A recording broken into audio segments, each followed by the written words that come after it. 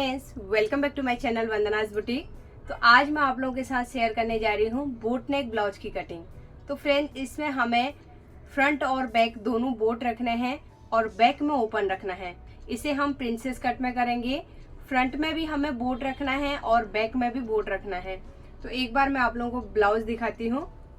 ये blouse ready हो गया है। ये देखिए, फ्रंट का है, बोट है। ये विदाउट कप है प्रिंसेस कट। और ये बैक का देखिए, बैक में हमने ओपन रखा है। ऊपर एक हुक है, डायमंड शेप बना रखा है और नीचे 4 हुक लगाए हुए हैं। तो इस फ्रेंड्स, बोट नेक ब्लाउज भी काफ़ी ट्रेंड में है और फिटिंग भी बहुत अच्छी आती है इसकी। अगर सही तरीके से कटिंग है, आर्मोल सही तरीके से हो रहे हैं तो बहुत अच्छी फिटिंग बैठती है बोट नेक की। तो चलिए, आज हम इसी ब्लाउज की कटिंग मैं आप लोगों के साथ शेयर करने जा रही हूँ। तो फ्रेंड्स, अगर आप लोगों को वीडियो पसंद आती है तो प्लीज़ लाइक और शेयर करना मत भूलिए। कई लोग बोल रहे हैं कि उनको नोटिफिकेशन नहीं आता है, तो आप नोटिफिकेशन बेल को प्रेस करेंगे तो आपको ज़रूर नोटिफिकेशन आएगा। तो चलिए, अब हम इसकी कटिंग शुरू करते हैं। मेजरमेंट स्क्रीन पर दिया हुआ है। तो फ्रेंड्स, सबसे पहले हम ब्लाउज के बैक पार्ट की कटिंग करेंगे, फिर उसके बाद हम ब्लाउज के फ्रंट पार्ट की कटिंग करेंगे। अस्तर को मैंने प्रेस करके डबल फोल्ड करके रख लिया है। नीचे से एक लाइन ड्रॉ कर रखी है। उसके नीचे मैंने 1 इंच का मार्जिन छोड़ा हुआ है।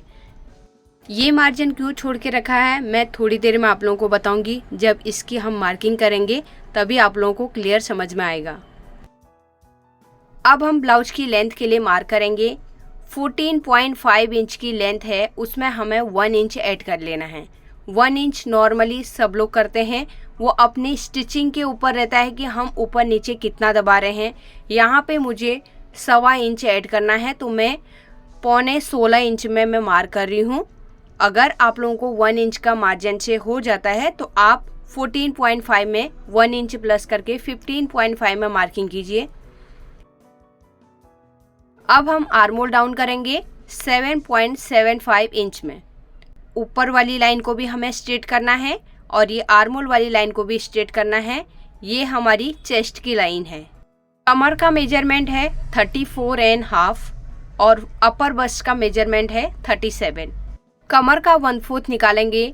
34.5 का 1/4 8.5 से 1 पॉइंट ज़्यादा, मतलब एक सूत हमें, एक लाइन आगे हमें मार्क कर लेना है। तो फ्रेंड्स, यहाँ पे मैं एक चीज़ बताना भूल गई। बैक ओपन है तो हमें बैक में हुक के लिए मार्जिन रखना है।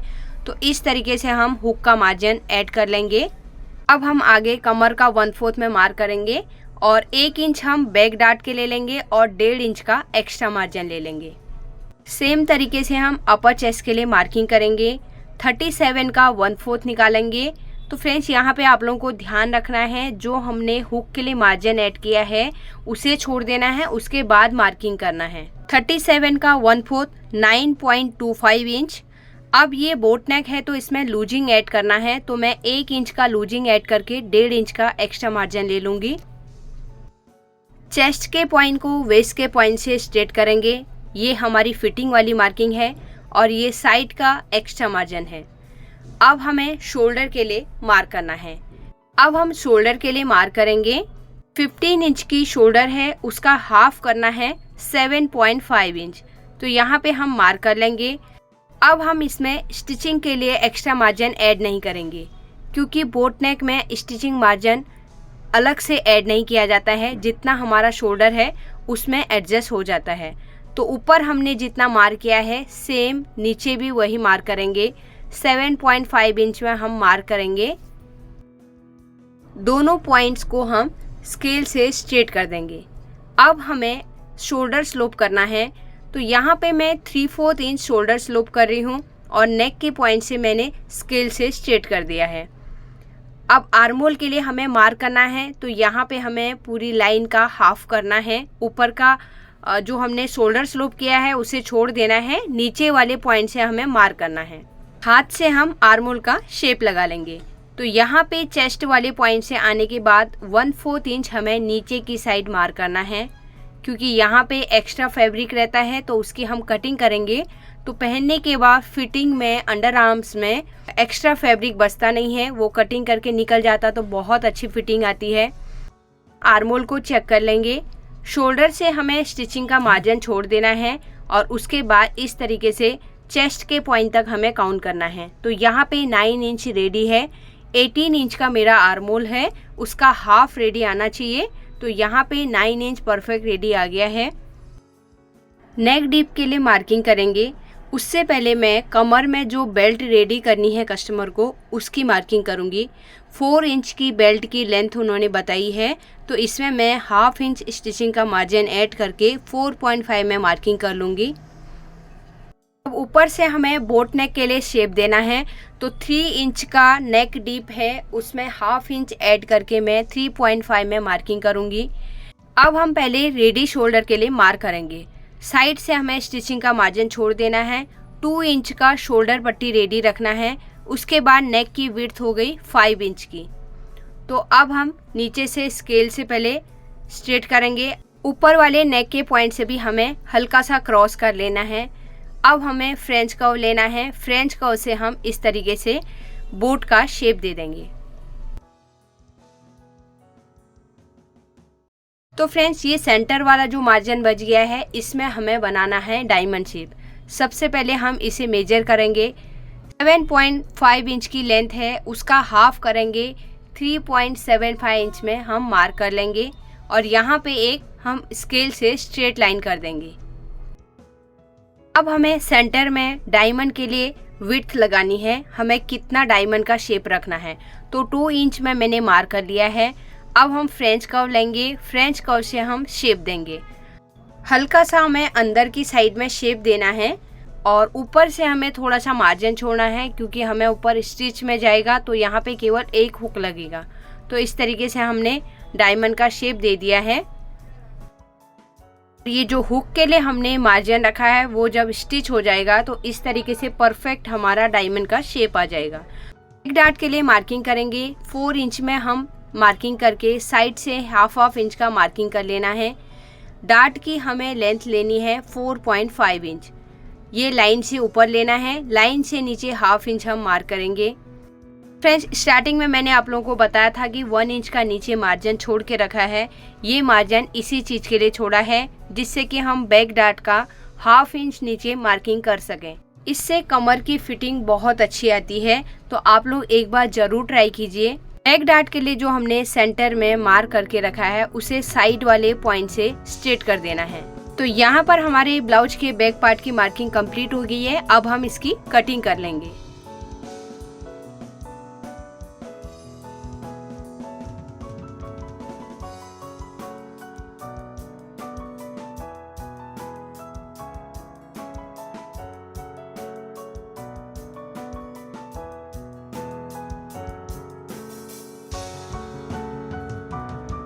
तो फ्रेंड्स, यहाँ पे हमने बैक पार्ट की कटिंग कंप्लीट कर ली है। अब हम फ्रंट की कटिंग करेंगे। तो फ्रंट की कटिंग के लिए बैक पार्ट में हमने जो मार्किंग करी थी, उसे पलट के अंदर कर देना है और अंदर का प्लेन साइड हमें बाहर कर लेना है। कई लोग इस चीज़ से कंफ्यूज हो रहे हैं। ये मैंने बैक डार्ट के लिए मार्किंग किया है, आप लोग इसको फ्रंट में काउंट मत कीजिए, क्योंकि ये बैक का मार्किंग था जो हमने डार्ट के लिए लगाया था। नीचे मैंने इसके लिए स्ट्रेट कर दिया है। आप लोग समझेंगे, जो ये लाइन है ये हमारी मेन लेंथ है फ्रंट की। अब ऊपर से मैं नेक के लिए मार्किंग करूंगी। विड्थ हमें सेम रखनी है और नीचे की लेंथ भी हमें सेम रखनी है। बैक में हमने 3 इंच का नेक डीप लेके हाफ इंच ऐड करके 3.5 में मार्किंग किया था, तो वो सेम मार्किंग हम फ्रंट में भी कर लेंगे। और यहाँ पे मैं अब फ्रेंच कर्व से बोट का शेप दे दूंगी। अब हम प्रिंसेस कट के लिए मार्किंग करेंगे। उससे पहले हमें एपेक्स लेंथ लगाना ज़रूरी है। 10 इंच की लेंथ है, उसमें हाफ इंच ऐड करेंगे, 10.5 में मार्किंग कर लेंगे और यहाँ पे मैं एक स्ट्रेट लाइन कर दूंगी। अब हम फ्रंट की मार्किंग कर रहे हैं, तो हमें फुल बस्ट के मेजरमेंट की ज़रूरत पड़ती है। तो 39.5 का फुल बस्ट है, तो इसे हमें 10 से डिवाइड करना है, तो 3.9 इंच आता है। और हल्का सा पॉइंट और आगे जाता है, तो मैं 3.9 को ही लेके मार्किंग कर रही हूँ। हाफ इंच से इसमें कुछ ज़्यादा फर्क नहीं पड़ेगा। 10 से डिवाइड करके 3.9 आता है, उसमें स्टिचिंग का मार्जिन ऐड करके मैं 4.25 इंच में मार्किंग कर रही हूँ। नीचे भी सेम मार्किंग कर लूँगी। उसके बाद उसी पॉइंट से 3/4 इंच बैक आना है और आगे की साइड हमें 2.75 इंच में मार्क कर लेंगे। यहाँ पे 2.5 और 2.75 के बीच में भी एक पॉइंट है, उसमें भी हम मार्क कर सकते हैं। क्योंकि ये पैडेड ब्लाउज नहीं है, इसके लिए हमें विदाउट पैडेड ब्लाउज को बहुत ज़्यादा पॉइंटेड नहीं करना है। अब हमें आर्म होल के लिए मार्किंग करना है। बैक के लिए मैंने स्ट्रेट कर दिया है। बैक वाली लाइन से 1 इंच पीछे मार्क करना है और स्केल से हमें स्ट्रेट कर देना है। नीचे वाली लाइन को भी हम इसे स्ट्रेट कर देंगे। अब हम फ्रेंच कर्व लेंगे। फ्रेंच कर्व से फ्रंट के आर्म होल का शेप दे देंगे। प्रिंसेस कट के लिए शेप देंगे, उससे पहले हम ऊपर और नीचे मार्क कर लेंगे। 2.5 इंच नीचे मार्क करूँगी और 2.5 इंच ऊपर मार्क करेंगे और 1/2 इंच या 3/4 इंच हमें आगे की साइड मार्क करना है। फ्रेंच कर्व लेंगे, इस तरीके से तीनों पॉइंट को मिलाने की कोशिश करेंगे। अगर हमारे पॉइंट्स नहीं मिलेंगे तो हमें हाथ से शेप देना है। छोटे साइज में बराबर तरीके से पॉइंट्स मिल जाते हैं, लेकिन साइज़ बड़ा रहता है तो वो पॉइंट्स मिलते नहीं हैं। फिर हमें इस तरीके से हाथ से शेप देना है। ऊपर से हम यहाँ पे 5.5 में एक मार्किंग करेंगे और 6 इंच में दूसरा मार्किंग कर लेंगे और नीचे से जो एपेक्स पॉइंट है उससे हमें ऊपर के पॉइंट को स्ट्रेट कर देना है। तो यहाँ पे हमें स्केल का ही यूज करना है। अब हमें नीचे वाला जो साइड वाला प्रिंसेस कट का मार्किंग है उसे भी कंप्लीट करना है। तो यहाँ से हमें स्केल से इस तरीके से स्ट्रेट करना है। तो एक बार हम हाथ से पूरा प्रिंसेस कट को शेप देंगे। अगर कहीं अंदर साइड या बाहर की साइड रहेगा तो वो सही तरीके से परफेक्ट आ जाएगा। यहाँ पे हमारे प्रिंसेस कट की मार्किंग कंप्लीट हो गई है। अब फिर से हम अस्तर लेंगे और उसके ऊपर बैक पार्ट को रखेंगे। तो ये पार्ट्स को हम अब कटिंग कर लेंगे। तो ध्यान रखना है, फ्रंट हमारा पूरा पैक है, बैक में हुक है, तो फ्रंट वाला हमारा बंद वाली साइड से हमें कटिंग करना है। नीचे से हमें 1 से 1.25 इंच बढ़ा देना है और जो हमने यहाँ पे मार्किंग करके रखी है उसी के ऊपर मार्क करना है। तो फ्रेंड्स यहाँ पे देखिए हल्का सा हमें राउंड शेप देना है। देखिए अंदर की साइड पॉइंट जा रहा था, वो पॉइंट नहीं आना चाहिए। तो इस तरीके से हम व्हील घुमाएंगे और उसके ऊपर मार्क कर लेंगे। तो साइड से हमें आर्म होल का सेम मार्किंग करना है। अभी शोल्डर में भी हमें फिक्स मार्किंग करनी है जो हमने बैक के लिए करी थी।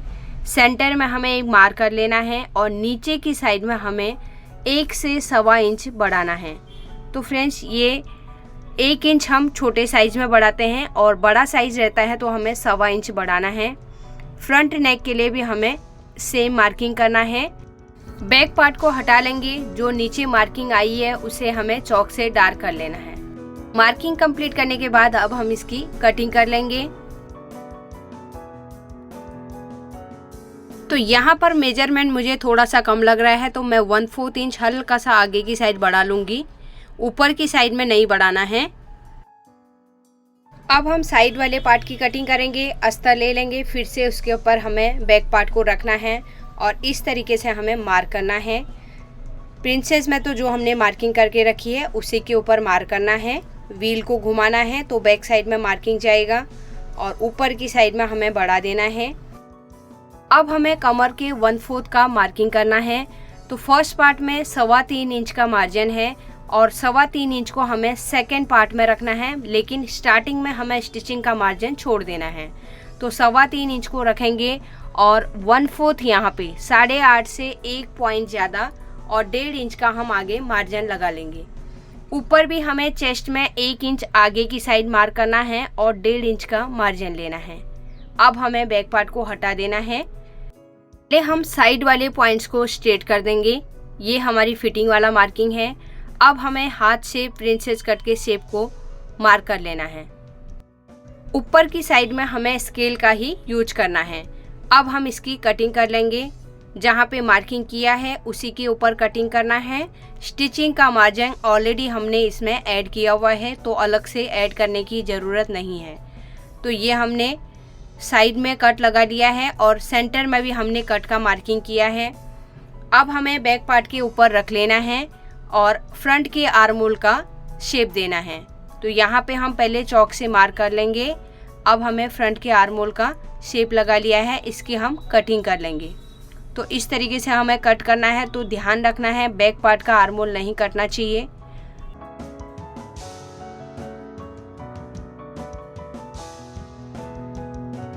तो ये हमने कटिंग कर लिया है। अब हमें प्रिंसेस कट को चेक करना है। तो इस तरीके से रख के देखना है हमारा प्रिंसेस कट सही है या नहीं है।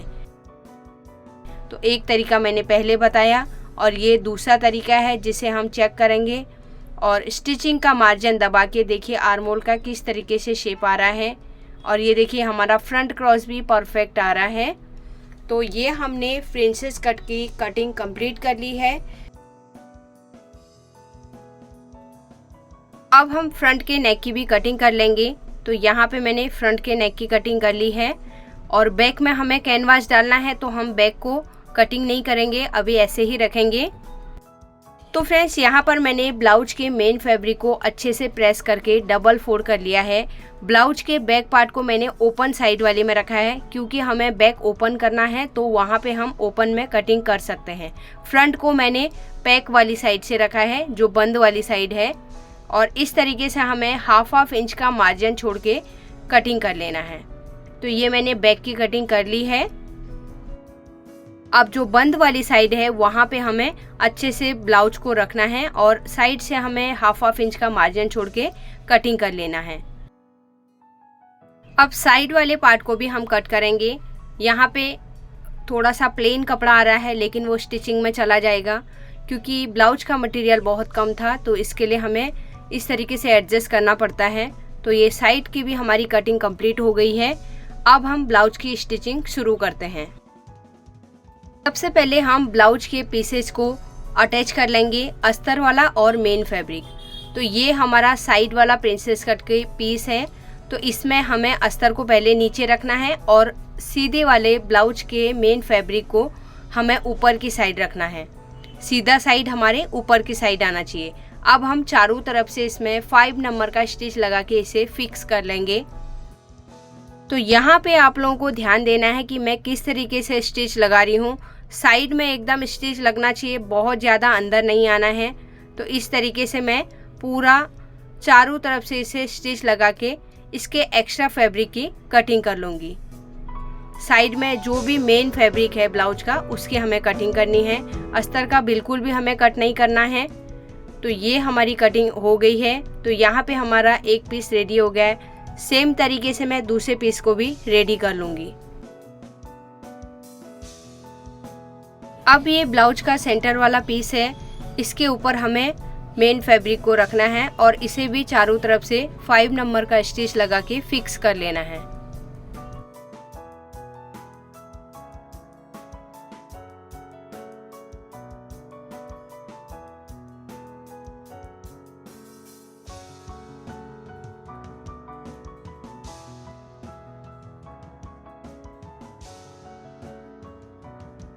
अब हम ब्लाउज के बैक पार्ट को ले लेंगे। पहले इसे हमें सेंटर से कट करके अलग करना है, क्योंकि हमें नेक में कैनवास डालना है। डायमंड का शेप कैनवास से ही परफेक्ट आएगा। अब हम बैक के एक पीस को लेंगे, इसके चारों तरफ से हम 5 नंबर का स्टिच लगा के इसे फिक्स कर लेंगे। फिर इसके एक्स्ट्रा फैब्रिक की कटिंग कर लेंगे। इसी तरीके से हम बैक पार्ट के दूसरे पीस को भी रेडी करेंगे। नेक कैनवास ले लेंगे। अब हमें बैक का नेक रेडी करना है। ऊपर से हमें बोट नेक करना है और नीचे डायमंड का शेप देना है। तो ये एक साथ में मैं करूँगी, क्योंकि ऊपर हमें एक हुक लगाना है और ऊपर की साइड में बोट का शेप देना है और नीचे की साइड में डायमंड करना है। यहाँ पर मैंने नेक को मार्किंग कर लिया है। अब मैं इसकी कटिंग करूँगी।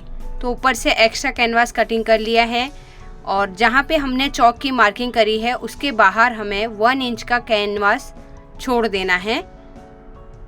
तो इस तरीके से हम कटिंग करेंगे और अभी हम इसे पूरा बराबर से स्ट्रेट कर लेना है और सेंटर से कट करके अलग कर देना है। दूसरे साइड भी हम चौक से लाइन को डार्क कर लेंगे।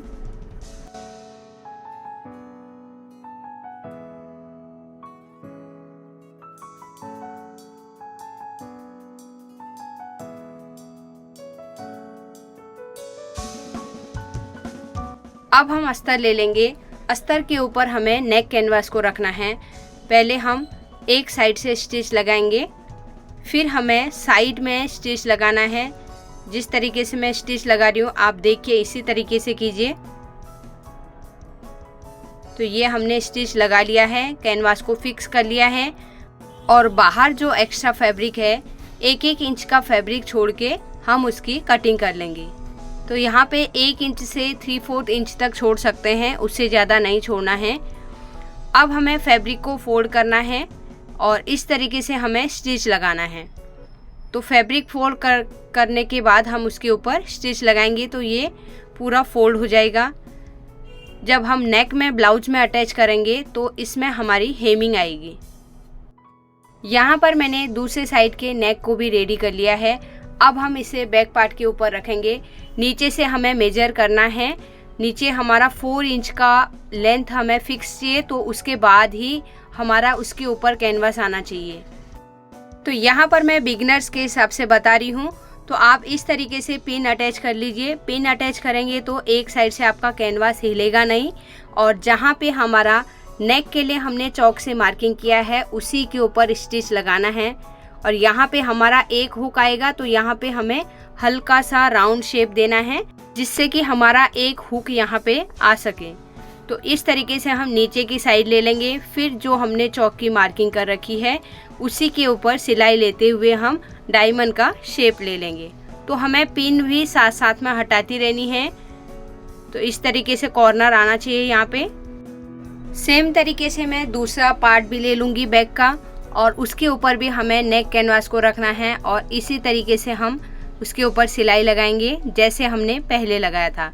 तो इस तरीके से हमें मेजर भी कर लेना है, नहीं तो हमारे हुक ऊपर नीचे हो सकते हैं, बोट का शेप परफेक्ट तरीके से नहीं आएगा।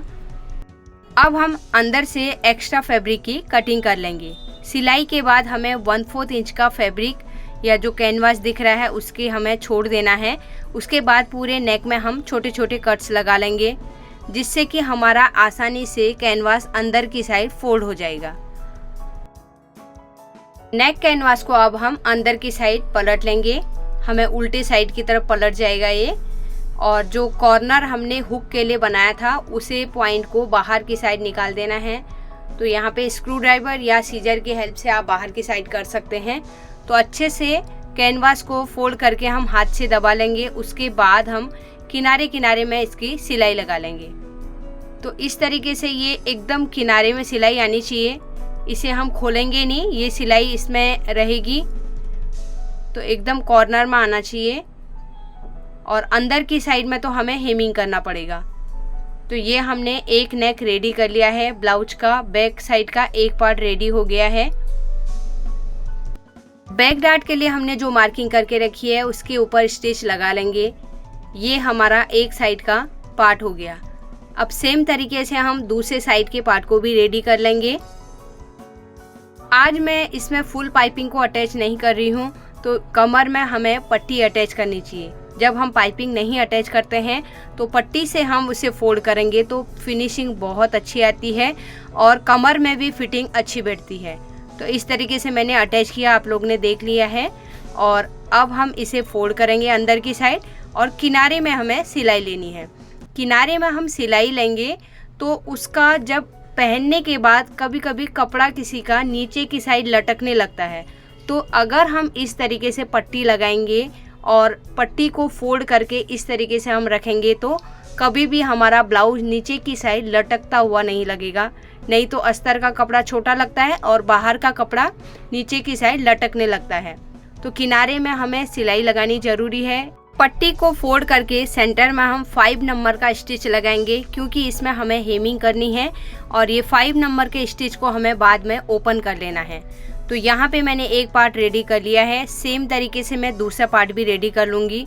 अब यहाँ पे मुझे आई पट्टी बनानी है। ये बैक साइड है तो हम ये वाले पार्ट में आई पट्टी बनाएंगे। यहाँ पे मैंने दोनों फैब्रिक लिया है, ब्लाउज का भी और अस्तर का भी। तो ये मैंने रेडी कर लिया है। अब पट्टी के एक साइड को हम 1/4 इंच फैब्रिक फोल्ड करके उसके ऊपर सिलाई लगा लेंगे, और जो दूसरी साइड है जहाँ पे हमने सिलाई नहीं लगाई है उसे ब्लाउज के ऊपर रखना है और इस तरीके से 1/4 इंच का गैप देके हमें सिलाई लगा लेनी है। अब हम ब्लाउज को पलट लेंगे और यहाँ पे हमें 1/2 इंच या 3/4 इंच तक का कपड़ा रखना है और उसे अंदर की साइड फोल्ड कर लेना है। तो फोल्ड करके पहले हम नीचे के किनारे में सिलाई लगाएंगे, क्योंकि ये ऑर्गेंजा फैब्रिक है तो इसमें फिनिशिंग आनी बहुत ज़रूरी है। इसके लिए पहले पट्टी को फोल्ड करके आप सिलाई लगा लीजिए इस तरीके से जैसे मैंने लगाया है। अब पट्टी को हमें अंदर की साइड फोल्ड करना है और अंदर की साइड फोल्ड करने के बाद जहाँ पर हमारी पट्टी जुड़ी हुई है उसी के ऊपर हमें सिलाई लगानी है। तो अंदर के फैब्रिक को अच्छे से हमें फोल्ड कर लेना है, क्योंकि ये ऑर्गेंजा फैब्रिक है, बहुत स्लिप होता है ये स्टिच करने के टाइम पर। तो इस तरीके से हम अंदर की साइड डाल लेंगे और आप सीजर की भी इस तरीके से हेल्प ले सकते हैं। तो उसी के बाद हमें 1/4 इंच का गैप देके हमें दूसरी सिलाई लगा लेनी है उसके साइड में, और साथ साथ में हमें ऊपर और नीचे के एक्स्ट्रा थ्रेड्स की भी कटिंग कर लेनी है। तो यहाँ पे मैंने एक पार्ट रेडी कर लिया है, ये हमारा आई वाला है। तो इस तरीके से हम यहाँ पे आई बनाएंगे। तो यहाँ पे मेरे 4 आई बनेंगे, 4 हुक लगेंगे। तो ये मैंने मार्किंग कर लिया है। अब मैं हुक वाले पार्ट को लूँगी। तो फ्रेंड्स यहाँ पे मेरा कैमरा बंद रह गया था, मैंने पट्टी को अटैच कर लिया है। अब इसे हम अंदर की साइड फोल्ड कर लेंगे। हमें अटैच उसी तरीके से करना है जैसे मैंने आई वाली पट्टी को अटैच किया था, सीधे साइड से रखना है, 1/4 इंच का गैप देके सिलाई लगा लेनी है। अब उसके बाद हमें इस तरीके से हम पट्टी को अंदर की साइड 2 बार फोल्ड करेंगे और उसके किनारे में हमें सिलाई लगानी है।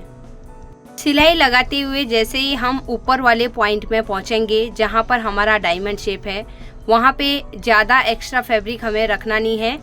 तो 1/2 इंच का ही फैब्रिक रख के हम उसे अंदर की साइड फोल्ड करेंगे और यहाँ पे हमें सीजर की हेल्प लेनी है। जो हमने डायमंड का शेप लगाया है हमें फैब्रिक को उसी तरीके से फोल्ड करना है। तो यहाँ पे मैंने ये नेक रेडी कर लिया है। हमें इस तरीके से आई पट्टी के ऊपर हुक पट्टी को रख के भी चेक करना है, हमारी पट्टी छोटी बड़ी नहीं होनी चाहिए। एक बार आप नेक का डिज़ाइन देख सकते हैं। बोट नेक में डायमंड शेप जब हमने दिया तो किस तरीके से पॉइंट बराबर आए हुए हैं, परफेक्ट तरीके से हमारा डायमंड का शेप आया हुआ है। अब हम फ्रंट पार्ट को रेडी करेंगे। तो यहाँ पे हमें साइड वाले पार्ट के साथ में सेंटर वाले पार्ट को अटैच कर लेंगे। नीचे से मैं सिलाई लेके आऊँगी। यहाँ पे 3 सूत का गैप आना चाहिए और पीस को हमें खींचना नहीं है, ना ही ऊपर वाले को और ना ही नीचे वाले को।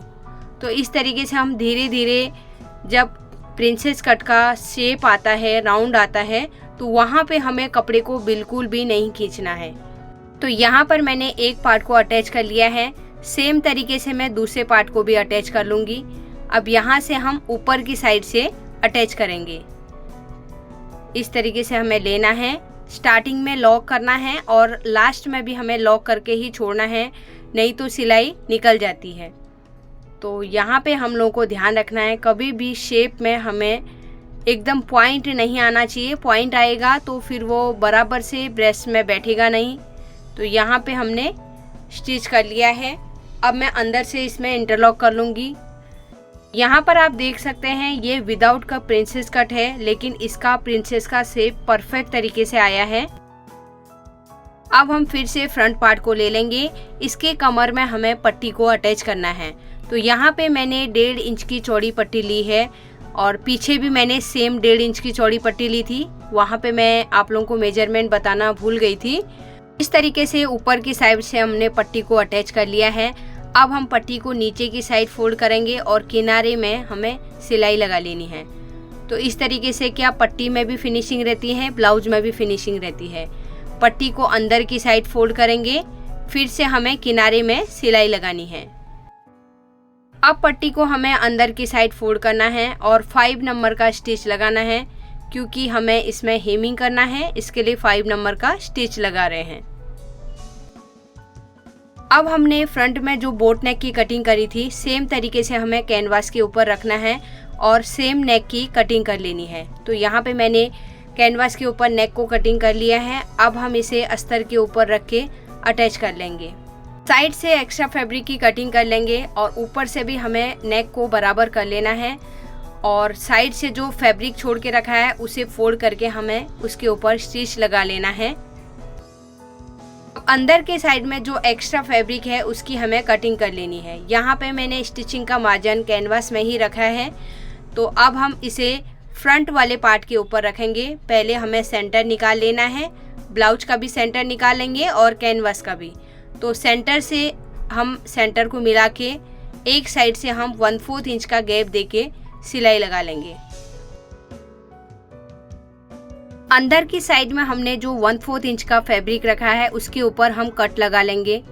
इससे कैनवास अंदर अच्छे से पलट जाता है तो नेक में फिनिशिंग अच्छे से आती है। अगर ज़्यादा फैब्रिक है तो उसके हमें कट कर लेना है। कैनवास को बाहर की साइड पलट लेंगे और उसके किनारे में हमें सिलाई लगा लेनी है। अब हम फ्रंट पार्ट को सीधे साइड की तरफ से रखेंगे और उसके ऊपर बैक पार्ट को रखेंगे और शोल्डर को अटैच कर लेंगे। तो यहाँ पे हमें डबल सिलाई लगानी है।